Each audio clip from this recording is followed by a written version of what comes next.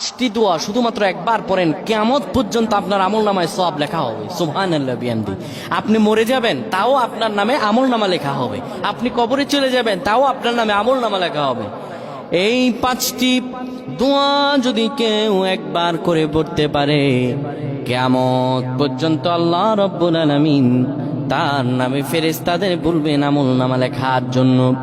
আমরা দুনিয়াতে কত ভুল করি, কত গুনাহ করি, কত পাপ করি, হিসাব নাই রে ভাই, হিসাব নাই।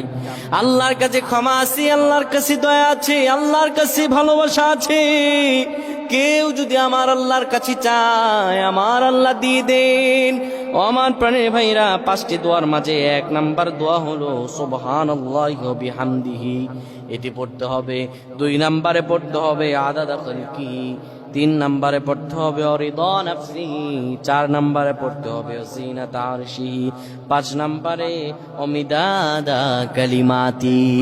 এই পাঁচটি দোয়া যদি কেউ পড়তে পারে, কিয়ামত পর্যন্ত তার আমলনামা লিখাই হবে। সুবহানাল্লাহ। আল্লাহ আমাদের কবুল করেন, আমিন।